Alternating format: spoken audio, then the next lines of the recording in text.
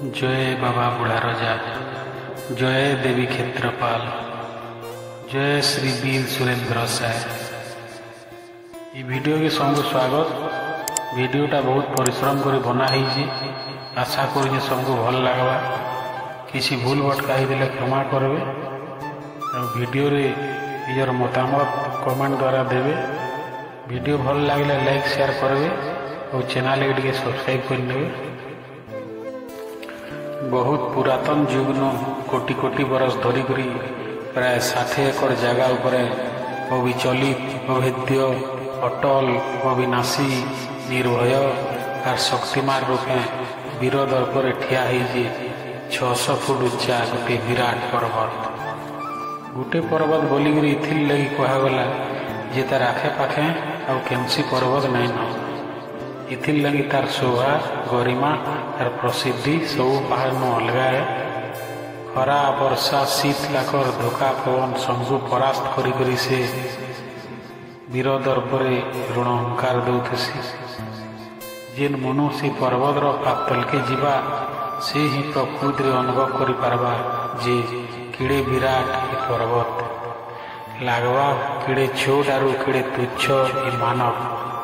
केते सभ्यता सृष्टि हेले केते सभ्यता ध्वंस हेले पर्वत अनादि काल सृष्ट आउ अविनाशी अमर होकर रही।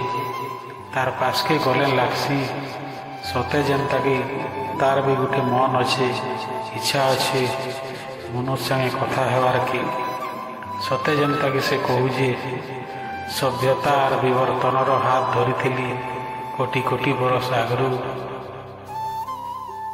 आसी पृथ्वी के देखवार लगी पृथ्वी के ई संसार के ई मानव के आरु आके भी अंतर रही थी आर मनुष्य के मोर कुले खेलौ थे। हाँ आज्ञा कथा पड़ी पपंगा पर्वतर पश्चिम ओडिशा बरगढ़ जिला भेड़ेन ब्लॉक रे पपंगा गाँव अच्छे पपंगा पर्वत। बरगढ़ सदर महकमा इनके 32 किलोमीटर और भेड़ेन 7 किलोमीटर रास्ता पड़सी। बरगढ़ सहर दक्षिण पूर्व दिगे पर्वत अच्छे। पाखर मुख्य बस स्टेशन और रेलवे स्टेशन हूँ बरगढ़ और पाखर विमान बंदर हूँ झारसुगुड़ा विमान बंदर जेनटा इन प्राय 115 किलोमीटर दूर अच्छे। पपंगा पर्वतटा गोटे प्रसिद्ध पर्यटन स्थली हेबार संगे गोटे ऐतिहासिक और पौराणिक पीठ भी है। ये पर्वत न देखबार लगी श्रीराम मंदिर शिव मंदिर भैरव मंदिर रणछोड़ बाबा आदि पीठ बनखोल दोआनखोल उषाकोठी भीमखोल बाग गुंफा बागदुई पाइनकुंड गोटे बम स्वाधीनता संग्रामी वीर सुरेंद्र साय प्रतिमूर्ति श्री रामचंद्र जोगासन आदि जगह अच्छे। आरु पर्वतर पूरा शिखर रे बुढ़ा रजा बाबा पूजास्थली अच्छे। चैत मासर पुनीर आर दिन इन बुढ़ा रजा बाबा और क्षेत्रपाल देवी प्रसिद्ध छतर यात्रा और वन विहार यात्रा ऐसी तार संगे 3 दिन धरी पपंगा पर्वत महोत्सव भी हेसी। दशहरा मासे सुलह पूजा हेसी। चैत मासे रामनवमी के नाम यज्ञ आसी। फगुन मासे शिवरात्रि हेसी। सब मास एकादशी पालन हेसी। प्रति मास संक्रांति रे भजन कीर्तन हेसी।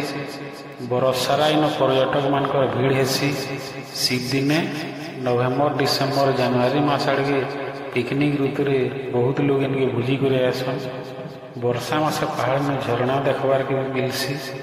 जेन व्यक्ति निजर काम और जंजार रे सब बेले व्यस्त रोचन कोलाहल और जनरक ठानु दूरे थिबार पहाड़ के आसुन देखिए अनुभव करेंगे दुनिया केते सुंदर और शांतिदायक। पहाड़ ऊपर के जाइए बसले परम शांति रे मन प्रसन्न हो जाए और सेन फिरबार के मन नहीं लगे। तो इनके आसले समय खाद्य पानीय निश्चय धरिक आसबे कारण ये पहाड़ सबू जगह भल हिसाब बुलले पूरा दिन टे लगी जाए।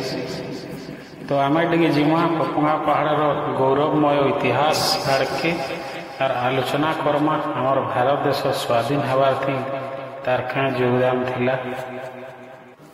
पपंगा पर्वत खाली गोटे ऐतिहासिक इ पौराणिक पीठ नुहे। इटा आमर पश्चिम ओडिशार विशिष्ट स्वाधीनता संग्रामी तथा योद्धा वीर सुरेंद्र सायकर अभेद्य दुर्ग थिला। इन रहीकरी सुरेंद्र साय ब्रिटिश सैन्य मानकर विरुद्ध रे गोरिल्ला युद्ध करिजन। ताहाकु सहयोग करिथिले ताकर भाई छबिल साय आरु भेड़न जमीदार मनोहर सिंह। पहला सुरेंद्र सायकर गताकर इ पपुआ पर्वत के नाय थई ताकर भाई छबिल साय पपुआ पर्वत के ताकर दुर्ग बनैथिले आर ताकर गण सेना बाहिनी संगे इंग्रेज मानकर विरुद्ध रे युद्ध चलैथिले।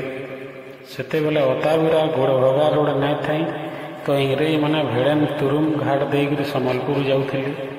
सुरेंद्र साय छबिल साय पपुआ पहाड़ उपरू बड़ बड़ पत्थर ठेलै करी इंग्रेज मानकर बाट अटके नौथिले।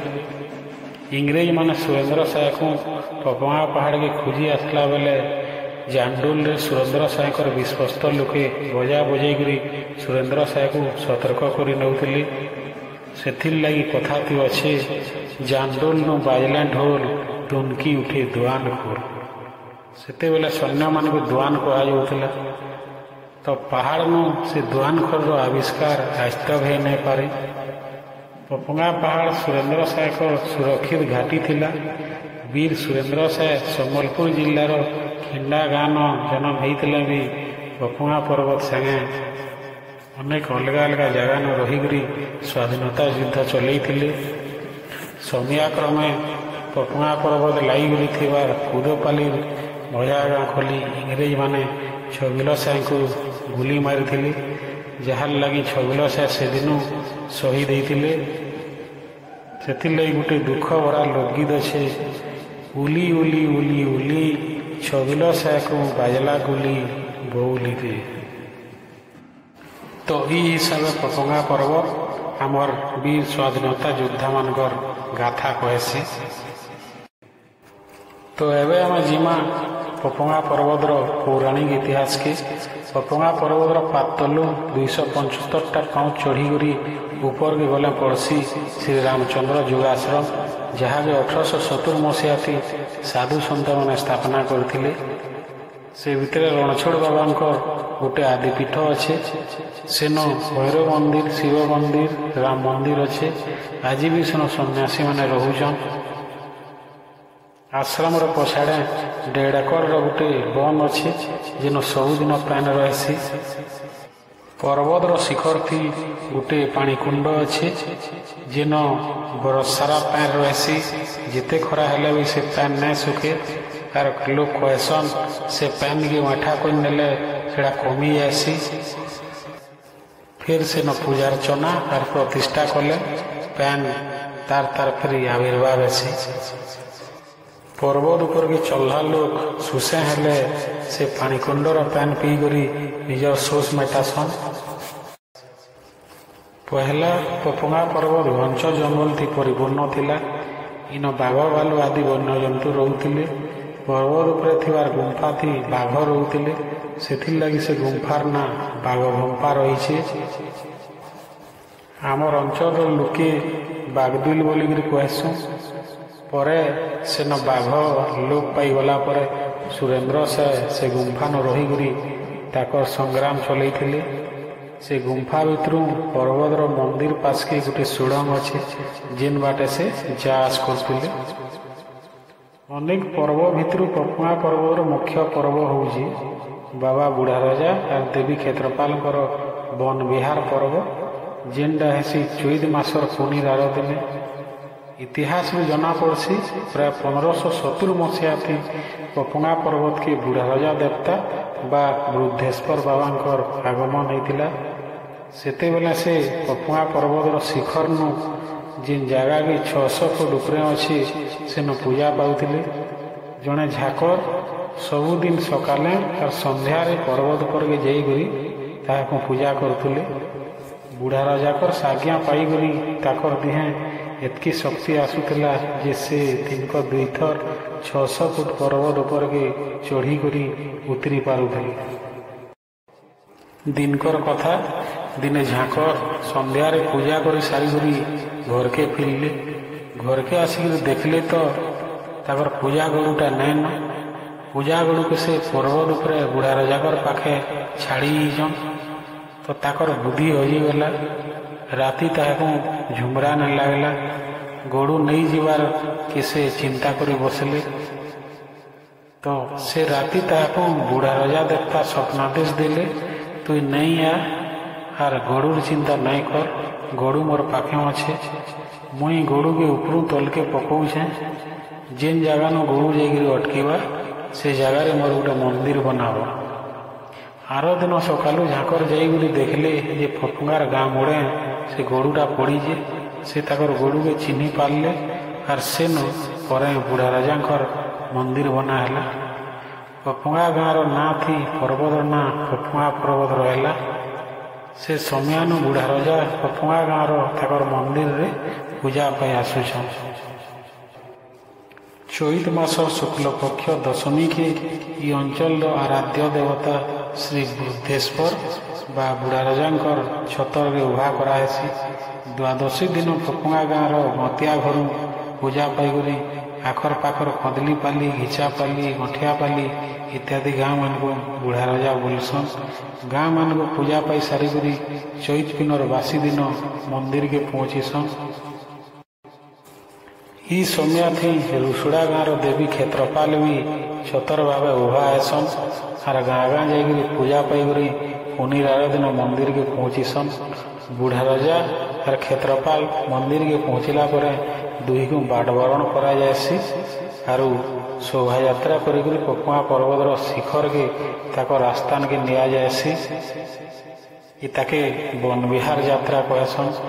600 ଫୁଟ ଉପରେ ଥିବାର ତାକର ପୂଜାସ୍ଥଳୀକେ ଗଲାବେଲେ ବାଟେ ବାୟକୁଣ୍ଡ, ମାକଡ଼ ଚୁଆଁ, ନିଷଦ ଘାଟି, ବାଗଦେଲ ଆଦି ଜାଗାମାନଙ୍କୁ ତାହାକୁ ପୂଜା କରାହେସି।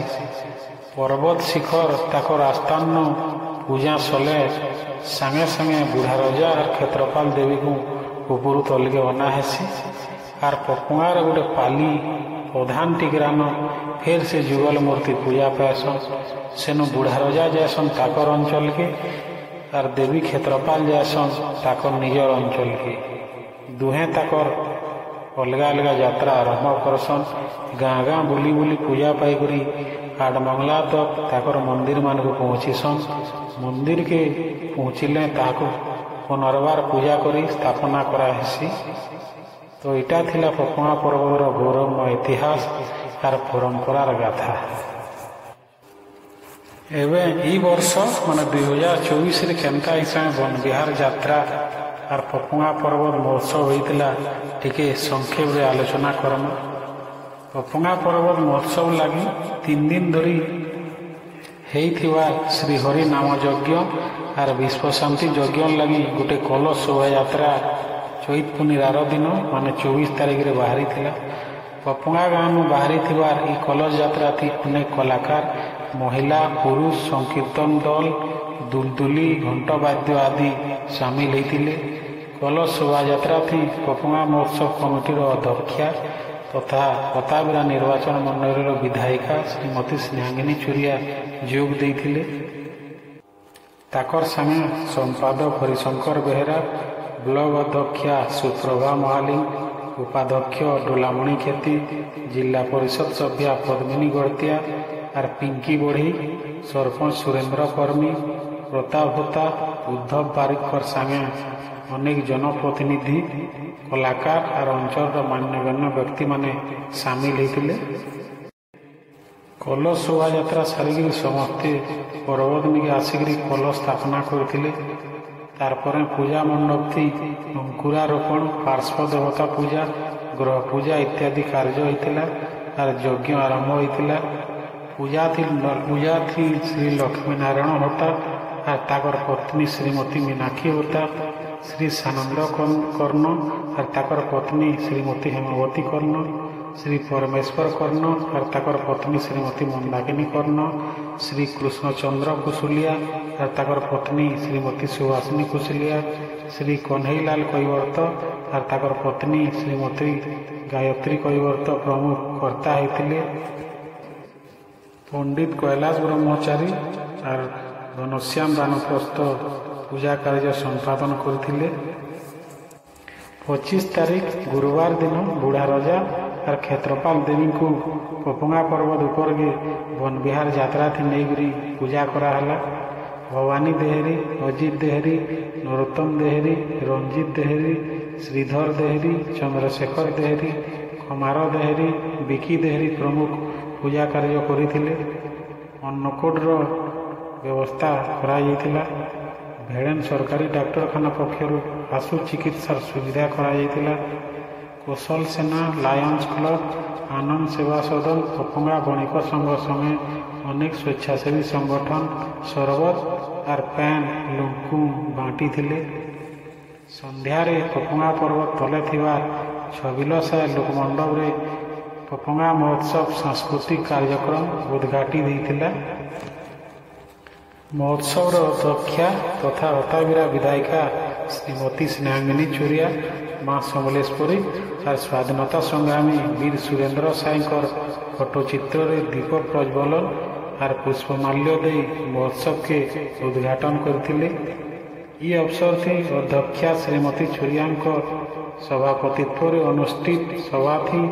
अतिथि भाव भेड़ेन ब्लॉक अध्यक्षा सुप्रभा महाली, उपाध्यक्ष टोलामणि खेती, जिला परिषद सभ्य पद्मिनी गड़तिया, पिंकी बढ़ई, सभ्य सत्यजित पुरोहित, रंजित साहू, सुदाम जाल, शंभु शेख, अताबिरा एनएससी अध्यक्ष बनमाली बरिया, अनुसया विश्वास, अताबिरा ब्लॉक अध्यक्षा गीतांजलि नायक, अनंत मेहर, सागर महाकुर, लक्ष्मीनारायण होता, सरपंच सस्मिता होता, समिति सभ्य मंदाकिनी कर्ण, अरविंद होता, नरेंद्र प्रधान, सुजीत पंडा, रीता साहू, महोत्सव संपादक हरिशंकर बेहरा प्रमुख योगदान देथिले।